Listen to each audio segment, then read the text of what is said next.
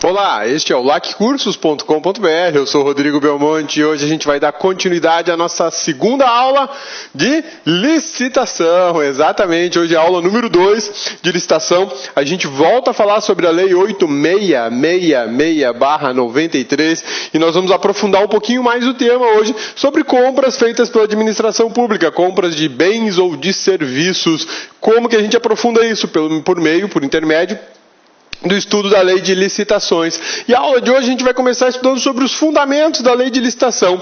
O que levou a administração pública brasileira a editar uma norma pensando em aquisições públicas? O que levou o legislador, o que orientou o legislador brasileiro lá no Congresso Nacional a elaborar uma norma para aquisições públicas? Existem basicamente dois fundamentos super importantes nessa história toda que a gente vai começar a analisar agora, que é o fundamento da moralidade administrativa, ou seja, princípio da moralidade, artigo 37 da Constituição, e a igualdade de oportunidades. Então eu tenho dois fundamentos básicos super importantes sobre a lei de licitações. O que é a base, o fundamento, o pilar de sustentação da lei de licitações? A moralidade administrativa é o principal fundamento previsto no artigo 37, caput da Constituição Federal. Lembra dos princípios aplicados à administração pública federal, o LIMP? Então, do LIMP a gente tira, pinça a moralidade administrativa, que é um dos princípios constitucionais que sustenta, que dá manutenção, que dá força, que dá a ideia de presença da lei de licitação no ordenamento jurídico brasileiro. Visa impedir a improbidade. Isso aqui é extremamente importante. A ideia do princípio da moralidade, o fundamento da moralidade administrativa, visa impedir, eliminar, prevenir o acontecimento de atos de improbidade administrativa na realização de compras públicas. A gente bem sabe que o Brasil é um país que não tem problemas nas suas licitações. As licitações do Brasil funcionam como um relógio perfeito, né? É lá na Suécia, lá na Finlândia, que a gente tem problemas com aquisições públicas, né? Onde administradores metem a mão na grana do povo lá, finlandês, sueco, né? Falar brasileiro, que injustiça. Isso não existe no Brasil. Então a ideia é impedir que o administrador compre de forma irregular, compre de forma imoral, compre de maneira a causar prejuízo para a administração ou a beneficiar aquele amigo, aquele doador de campanha e coisas do gênero, né? Isso tudo está vinculado ao princípio da impessoalidade. O princípio da impessoalidade ele é extremamente importante na administração pública e aqui ele se apresenta parceiro, digamos assim, do princípio da moralidade, porque eu não posso, como administrador, realizar uma compra observando o critério da pessoalidade. Na sua casa, meu amigão, você vai comprar, por exemplo, pãozinho, né? Vai comprar um pãozinho. Você vai até a panificadora, a padaria, mercadinho, sei lá o quê, que você gosta do pão, que você gosta do atendimento, que você gosta do preço. Às vezes o preço nem é o melhor, mas você é super bem atendido, o pessoal te chama pelo nome, te trata super bem, sempre te dá um pãozinho quentinho da hora, sempre dá ali uma cortesiazinha para você, e você gosta da pessoa que te faz esse pão, né? A administração não tem gosto. A administração é igual água, insípida, incolor, inodora, né? Ela não pode ter gosto pelas coisas, porque isso é critério subjetivo. Talvez o pãozinho que você adore, eu deteste. Por que isso? Porque isso é igual bunda, como dizem por aí, né? Cada um tem uma.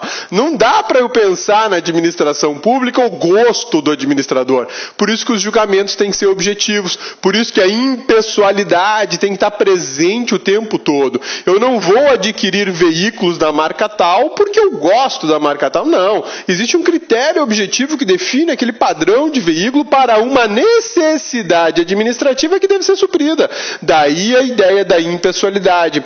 E isso acaba se vinculando à moralidade administrativa porque eu afasto o subjetivismo da ideia de ser amigo ou ser inimigo e passo a aplicar a moral administrativa, garantindo uma probidade no procedimento, garantindo uma honestidade, uma correção, né, no procedimento, uma imparcialidade.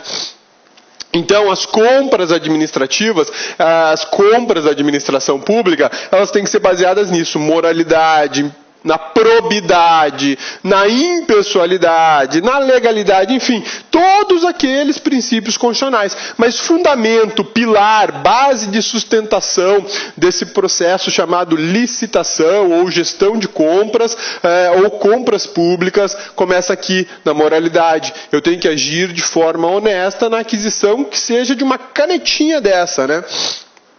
O outro fundamento super importante é o da igualdade de oportunidades.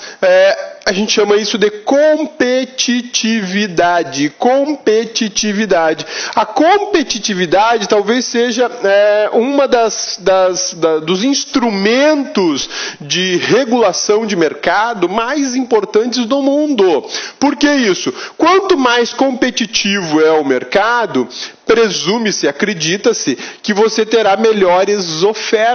Né? Tem aquela história da lei da oferta e procura? É antigo isso, né? A gente volta aí na história medieval, quando a oferta era muito pequena, a procura era muito grande, as pessoas colocavam os preços que elas queriam nos burgos, né? Isso mudou um pouco, né? Um pouco só, porque se a gente pensar no mercado mundial, a gente vai ver que está na mão de pouquíssimos fornecedores. Sim, se você abrir a sua geladeira, você vai verificar que dentro da sua geladeira existem 4, 5 produtos que pertencem ao mesmo grupo econômico, eles são internacionais, eles mandam no mercado de alimentação. Né?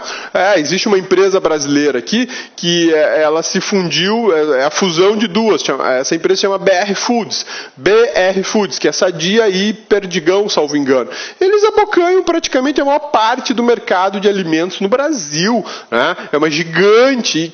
Tem competição com ela? Tem concorrência com ela? Será que o frigoríficozinho aí da sua cidade consegue concorrer com uma gigante dessa que muitas vezes vende produtos abaixo do valor de mercado só para quebrar aquele que pode ser um futuro concorrente? Não, isso é muito difícil, né? Para isso existe lei de mercado, existe lei de proibição de monopólio, de cartel e tal, enfim, mas não é esse o ponto. O ponto aqui é discutir que a concorrência ela é sadia, ela é importante. A concorrência é importante para o mercado e importante para o consumidor. E a administração como consumidora que e é uma grande consumidora, porque ela compra em grande escala, ela compra em grande quantidade, ela deve observar ou oportunizar a competição, a concorrência entre fornecedores, porque aí ela gera um embate. E essa é a ideia, gerar o confronto entre fornecedores.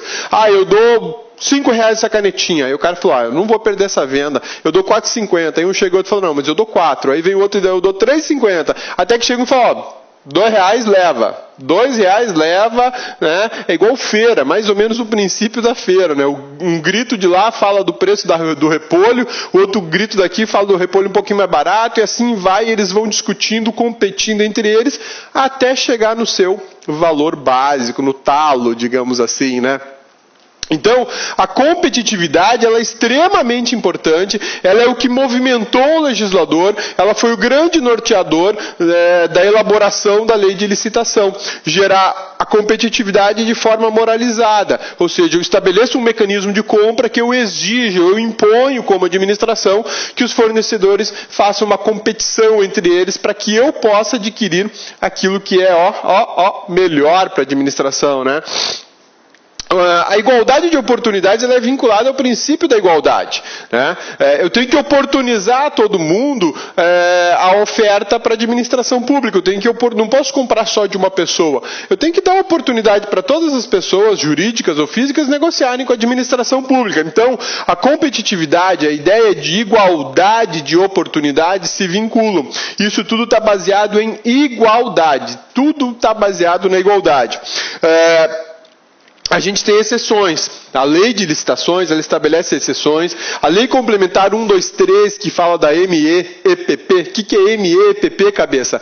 Microempresa e empresa de pequeno porte. Lei complementar 123, elas têm reflexos diretos dentro dela. Ela tem reflexo direto dentro da lei de licitações. Porque ela estabelece vantagens. Sim, vantagens do processo licitatório, preferências no processo licitatório para MEPP. Mas a própria lei de licitações, a gente vê na aula de hoje, ela vai falar disso aqui, margem de preferência. O que é isso, cabeça? Margem de preferência. A margem de preferência é uma exceção. A margem de preferência ela é uma exceção à competitividade. A margem de preferência ela é uma exceção à competitividade. Ela diz que eu posso ignorar a competição, posso ignorar a igualdade de oportunidades para adquirir produtos ou serviços de determinada pessoa. Pô, mas isso não é um sistema contraditório, esquizofrênico, como você fala, cabeça? Não, não é, por uma razão simples. A lei estabeleceu uma regra geral, qual é? Competitividade, igualdade de oportunidades, mas ela também me dá uma exceção. Essa exceção tem uma outra finalidade que a gente vai estudar na aula de hoje, né? Então, como fundamentos da licitação, a gente pode trabalhar basicamente com duas coisas. Fundamentos da licitação, a gente já trabalha basicamente com duas coisas. Vamos desenhar aí, já puxa seu papelzinho aí, né? Pega no material de apoio e já faz um rabisco. Olha só, fundamentos da licitação, ou seja, aquilo que motivou o legislador a elaborar uma norma para aquisição de bens. Basicamente, eu tenho dois grandes fundamentos. Eu tenho da igualdade de oportunidade, tá? Igualdade de oportunidade, ele é um dos grandes fundamentos. E um outro fundamento chamado moralidade. Pode passar uma linha embaixo e escrever honestidade. Ok? Tranquilos? Sussa? Beleza? Olha só. Dois grandes fundamentos, eles sustentam, eles são base da licitação, ok? São a base da licitação. O que eu tenho que fazer com esses fundamentos? Bom, primeira coisa, eu tenho que entender que qualquer estudo da lei de licitações tem que levar em consideração esses fundamentos. Tá?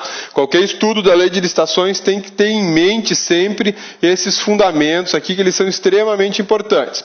Segunda coisa, eu tenho que ligar esses fundamentos a outras coisas, né? Igualdade de oportunidade, eu posso ligar ele a competitividade. A competitividade, por sua vez, ela sofre exceções, tá? Ela sofre exceções.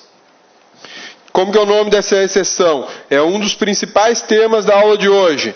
Margem de preferência. Margem de preferência, beleza? Tranquilos? Sussa? Quando eu falo em moralidade administrativa, eu tenho que me ligar em impessoalidade e já vamos ligar também a legalidade, ok? Impessoalidade e legalidade. Quando eu falo em moralidade administrativa, eu falo em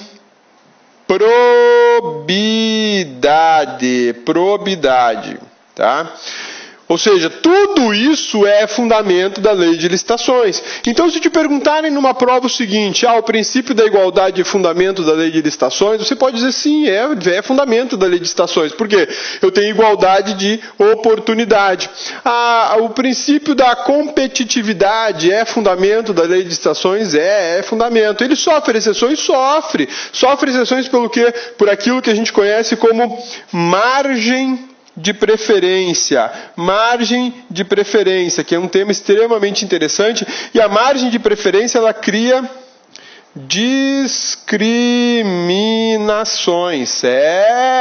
Ela gera discriminações no processo de compra. Eu beneficio esse produto que é nacional em detrimento desse que é estrangeiro. Possível isso? Por que é possível? Porque a gente está trabalhando com a igualdade de oportunidades. Lembram do princípio da igualdade que eu comentei com vocês na aula passada? Que a gente tem que observar aqui.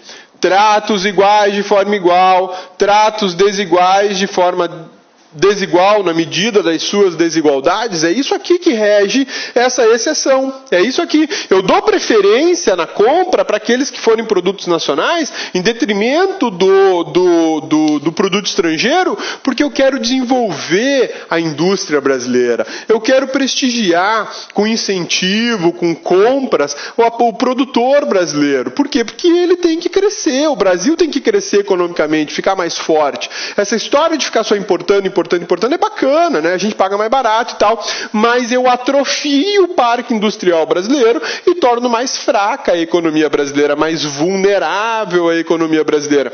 Então a ideia é gerar o quê? Desenvolvimento nacional. Olha que bacana, né? Essa discriminação aqui, ó, que é, na verdade, a margem de preferência, ela visa o desenvolvimento nacional. Pô, Rodrigo, então eu posso até falar que o desenvolvimento nacional é uma das hipóteses de fundamento da licitação, indiretamente um dos princípios constitucionais, ou melhor, um dos objetivos da República, que é o desenvolvimento nacional, é parte de sustentação da licitação, é parte do fundamento da licitação. Por que é parte do fundamento da licitação? Porque eu crio um mecanismo de exceção para fortalecer o desenvolvimento nacional e assim acabar gerando igualdade de oportunidades, né? Bacana, bacana demais. Isso é quase que uma engenharia, né? É quase que uma engenharia da legislação para você poder ter aí a possibilidade de gerar compras com igualdade. Bacana, né? A ideia de fundamento da licitação passa exatamente por isso, e isso tem que estar muito claro no cabeção, principalmente quando você for estudar e for resolver prova. Porque muitas vezes você vai resolver uma prova de licitação, como é uma lei extensa, é uma lei cansativa, né? Cheia de detalhezinhos, é natural que você esqueça um dispositivo ou outro, ou vários, né? Ou vários dispositivos. Isso é natural, meu amigão. Minha amigona, não estressa, vai esquecer, é normal isso, acontece com todo mundo, exceto com os caras aí que são animais, né? Os caras têm uma memória absurda e não esquecem nada.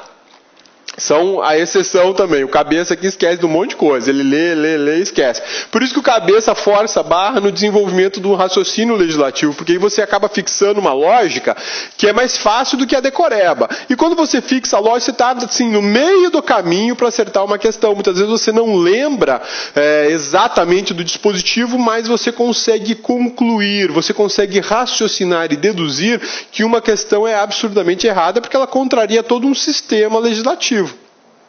Então, a ideia é de estabelecer aqui um raciocínio sobre esses dois fundamentos. Belezinha? Sussa? Tranquilos? Então, toma uma aguinha aí, igual o cabeça vai fazer, e vamos agora analisar o objeto da licitação. O objeto da licitação nada mais é do que uma aquisição, uma compra, né? Mas aí a doutrina, que não tem nada para fazer da vida, né? Os caras só pensam em estudar nessa vida, eles têm que apresentar alguns detalhamentos, algumas especificações. O objeto da licitação talvez seja um dos temas mais interessantes de uma licitação, porque é exatamente aquilo que você vai licitar, beleza? É aquilo que você vai licitar.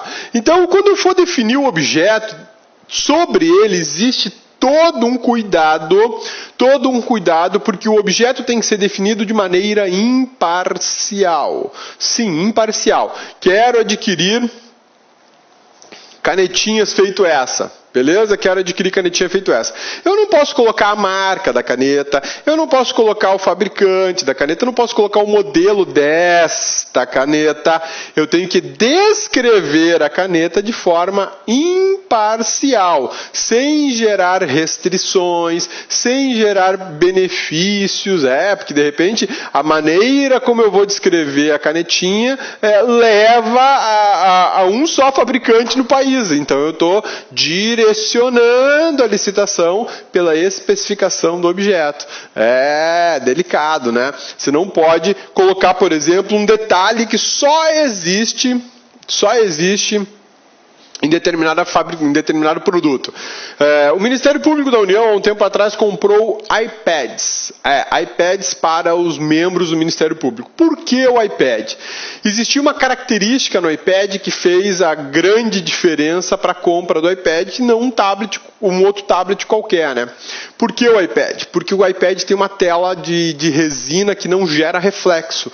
E uma das características exigidas para a licitação era a tela de resina sem gerar reflexo. Olha só, esse telão gigante aqui que o LAC colocou não está gerando reflexo para você. Por quê? Porque essa tela foi preparada para esse tipo de exposição, para não gerar reflexo, porque senão você não conseguiria ver o que está aí na tela, né? Geraria um reflexo que ia atrapalhar a visão. Então os iPads, eles saíram com essa, a aquisição desses iPads saíram com essa característica.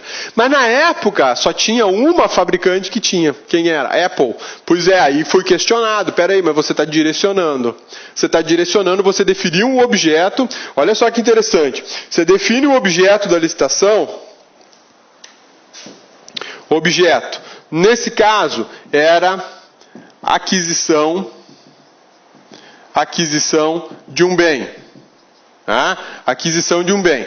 O bem era nada mais que um tablet. Beleza? Era um tablet. Podia ser de qualquer marca, podia ser até um Xing Ling, não tinha problema nenhum. Mas eles não colocaram o nome tablet, eles colocaram lá equipamento de informática, com as características tais. E uma das características do aparelho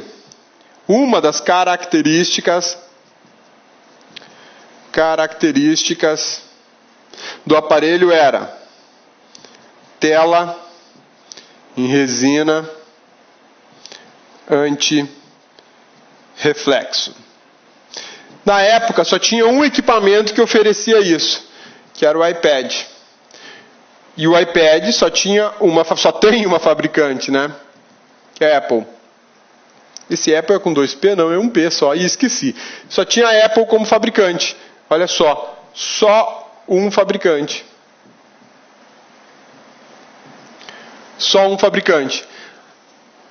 Bom, o questionamento era, ao definir o objeto, esse objeto, houve direcionamento da licitação? Houve direcionamento? Pô, afinal de contas eu não dei uma característica comum a tablets. Eu dei uma característica bem específica, tela de resina com antirreflexo, né? E aí, direcionei? A princípio poderia se pensar assim, direcionou para fazer uma venda só para a Apple, né? E aí, só os distribuidores da Apple poderiam abocanhar milhares de iPads comprados, né? Foram milhares, porque são milhares de procuradores da República, né? E cada um deles ganhou não, né? Tem para usar lá um equipamento desse que custou na época a bagatela de quase R$3.000. Alguns milhões em iPads com dinheiro público. Mas beleza, tudo bem, vamos lá, né? Tá tudo certo com S, como diz um amigo, né? Olha só, houve direcionamento com a definição desse objeto? A princípio sim, só vai vender para o cara que faz Apple, lá só para o cara que vende Apple, né? Pois é, mas aí nós tivemos um estudo técnico com diversos equipamentos similares e nenhum deles tinha a tela de resina com antirreflexo. Poderia ser uma outra tela, poderia ser uma tela de vidro, mas ela não podia ter reflexo. Antirreflexo só essa do iPad. Na época. Hoje eu acho que não é mais assim. Mas precisava ser antirreflexo? Precisava ser antirreflexo, sim. A grande questão é que a leitura em salas de audiência seria atrapalhada com o reflexo. Por que eles vão usar isso aí? Para chegar numa audiência, está com o processo digitalizado e eles vão ficar lendo o processo, porque atualmente os processos são todos digitais, né? A grande maioria dos processos já são digitais. Então ele pega o iPad e começa a folhear o processo ali no iPad para poder falar com o juiz, falar com a parte. E não dá para ficar lendo e girando o iPad, não estou enxergando direito, peraí, juizão, deixa eu ver aqui. Não dá para ficar nessa movimentação toda, ele tem que abrir o bicho para folhear como se estivesse lendo um livro, sem reflexo. Com base nessa justificativa de caráter técnico, E de caráter funcional, ele tem que ser um equipamento eficiente para proporcionar uma leitura segura e facilitar a vida do procurador, ele não está ali para dificultar, né?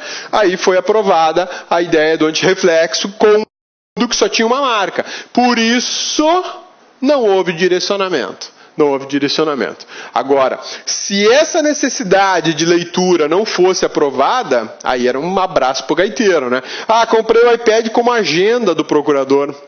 Ele é uma agenda do procurador. É para ele receber e-mail, repassar e-mail em viagem. Se essa fosse a justificativa, tanto faz o reflexo ou não, pô. Você não está numa audiência, num momento de tensão, que você tem que dar informações rápidas, verificar informações. Você está lá passando e-mail, você está lá curtindo a sua agenda, né, confirmando compromisso ou não. Então não seria, se não fosse essa funcionalidade dele, servir de leitura em salas de audiência, não haveria a necessidade de uma tela antirreflexo. Aí a justificativa da administração cairia por terra, né? Estão vendo por que é extremamente importante a gente estudar atos administrativos antes de estudar outros pontos do direito administrativo? Porque lá no ato administrativo tem os elementos do ato administrativo, um deles é o motivo. E eu falei para vocês que motivo é um motivo de fato, uma necessidade que existe ali, e é a previsão jurídica, né? Então, nesse caso, o que foi o motivo autorizador da aquisição por licitação de tablets com tela antirreflexo? A necessidade da administração pública de fazer a leitura num equipamento eletrônico que não tivesse reflexo. Por quê? Porque a leitura seria feita em audiências no Supremo Tribunal Federal, no Superior Tribunal de Justiça, no Tribunal Superior do Trabalho, em toda a Justiça Federal brasileira. E aí, como é que faz? O procurador lá, não consigo ler porque está dando reflexo, o juizão apaga a luz aí, ia atrapalhar muito. Então, por conta disso, por conta dessa necessidade tão específica, o objeto foi definido com uma característica super singular, super peculiar. Mas isso é normal? Não, isso não é normal. Quando eu vou fazer a aquisição de um carro, por exemplo, a descrição é potência do motor, número de rodas, número de portas, tipo de vidro, tipo de banco. Posso colocar que eu quero banco de couro? Claro que você pode colocar que é banco de couro, sim, não tem problema nenhum. Por que não há problema nenhum? Porque diversos fabricantes oferecem carros com banco de couro, né? Ou você pede um carro tração 4x4, posso colocar um carro tração 4x4? Claro que pode, desde que você tenha justificativa por que você precisa de um carro tração 4x4 e que você saiba que o mercado oferece veículos 4x4 em diversas marcas, né? Então, quando a gente vai definir o objeto, a ideia do objeto são basicamente duas: o objeto imediato e o mediato. Quando eu falei da aquisição de iPads para o Ministério Público da União, eu falei basicamente de dois objetos: o imediato, que é a seleção da melhor proposta para a administração, e o mediato é a aquisição, é a obtenção, no caso do iPad, de uma coisa, de um bem, né? Olha só, obtenção de um bem. Poderia ser uma obra, ou poderia ser um serviço. Quando fala obra, aqui está falando obra de engenharia, tá? Que a obra de engenharia não deixa de ser um serviço, mas a lei de licitação ela destaca que obra é obra, serviços são serviços. Serviços, instalação desse telão na parede, isso é um serviço. Agora, obra, construção, reforma, seria voltada para a área de engenharia civil, tá? Então vejam só, quando a gente fala em objeto de uma licitação, a gente está falando de objeto imediato e do mediato. O que é o imediato?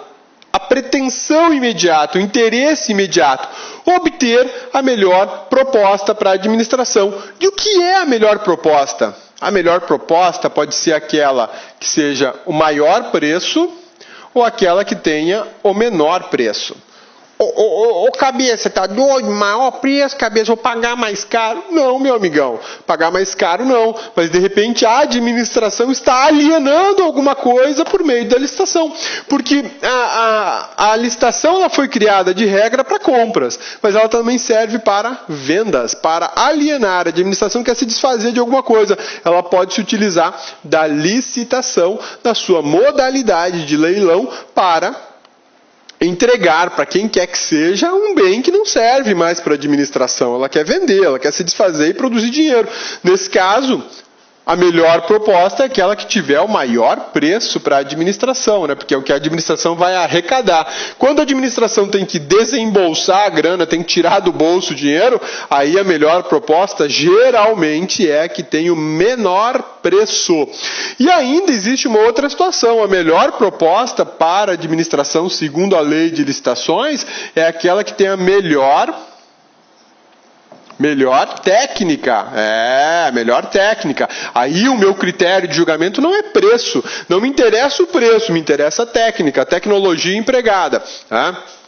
Existem licitações no Brasil baseadas na melhor técnica. A gente vai ver mais para frente aí no nosso curso aqui no LAC, principalmente quando a gente for falar de concessões, for falar de parcerias público-privadas, a gente vai verificar que os preços são irrelevantes quando eu quero vender, por exemplo, uma concessão de serviço de telefonia. Eu vou leiloar uma concessão de serviço de telefonia. Então, os menores preços é que são irrelevantes. Na verdade, o que eu quero são os maiores. Quanto mais caro custar o leilão de uma banda de serviço de telefonia, melhor para a administração. Ontem eu estava ainda analisando uma reportagem, lendo uma reportagem daqui do estado de Mato Grosso, que vão licitar linhas de transporte coletivo intermunicipal no estado de Mato Grosso, ou seja, as empresas de ônibus vão comprar o direito de transitar com o seu ônibus em determinadas linhas de Cuiabá para, para Sinop, por exemplo, que é uma cidade muito grande, muito boa aqui no estado de Mato Grosso. Mas para isso tem que pagar. A licitação está prevista custar algo em torno de 8,7 bilhões. Que isso, cabeça? Porque vamos licitar as linhas de ônibus por um período de 20 anos. Quanto maior for o preço, melhor para a administração, porque ela está arrecadando, né? Ela está colocando dinheiro no bolso, ela não está desembolsando. O objeto imediato, então, é aquilo que eu quero, é o bem. É a construção da escola, não é a obtenção da melhor proposta, é a construção da escola, a construção de um muro, de uma rodovia, a aquisição de um veículo, ou ainda um serviço de copa, de vigilância, de recepção, de telefonista.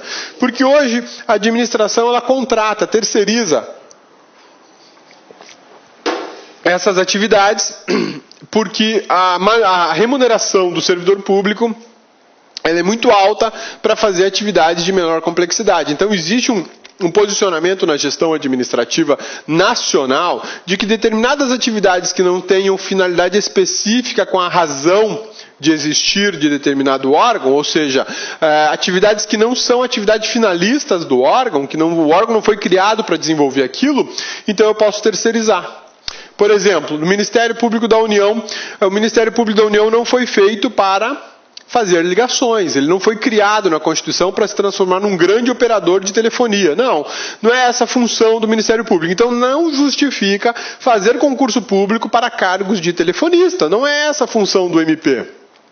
Eu faço o quê? Contrato particulares para ficar atendendo telefone lá no Ministério Público, repassando ligações, fazendo ligações, enfim, operar uma central de telefonia, porque o custo de um servidor público no MPU é alto para uma atividade que não é a finalidade do órgão.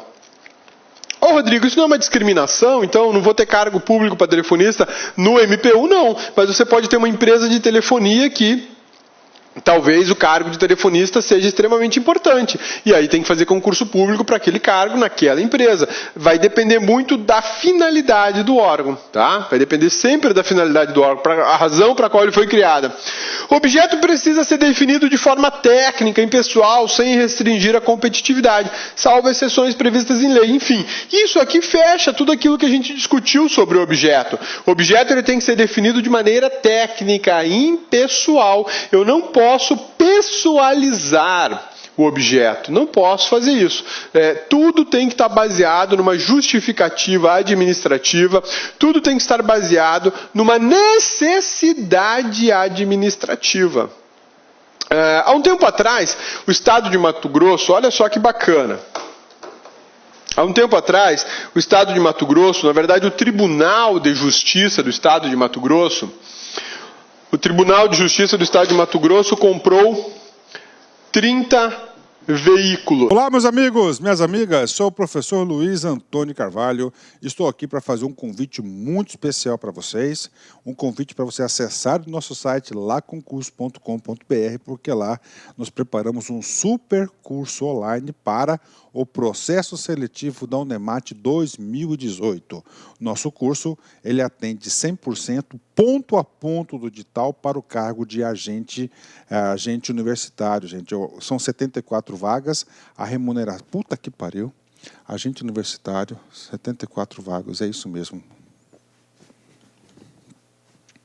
Olá, meus amigos, minhas amigas, sou o professor Luiz Antônio de Carvalho e com muito prazer, muita satisfação, estou aqui para apresentar a nossa super proposta pedagógica para o processo seletivo da Unemat 2018. É isso mesmo, edital publicado, edital na praça. A Unemat está fazendo aí um processo seletivo para 74 vagas para o cargo de agente universitário, e nós aqui da Lá Concursos, nós preparamos um super curso online, são mais de 120 aulas para este concurso, aliás, para esse processo seletivo, tá certo? Ponto a ponto digital, super atualizado. Você sabe quanto custa o investimento? Você vai nem acreditar. Apenas 10 parcelas de R$30, são 75 dias de acesso, você pode assistir quantas vezes quiser e na hora que desejar. Mas a cerejinha do bolo, aquilo que vai fazer realmente você ficar competitivo, é o nosso projeto pedagógico. Aqui na Lá Concurso nós temos o nosso personal coach. Personal significa pessoal e coach significa treinador. Então você vai ter uma meta de estudos todos os dias até a véspera da prova. Cumpriu a meta, cumpriu sua obrigação, pagou sua obrigação aí, pagou seu compromisso com o seu futuro, com certeza ficará competitivo para esse processo seletivo. Espero vocês. Um forte abraço, fique com Deus. Tchau, tchau.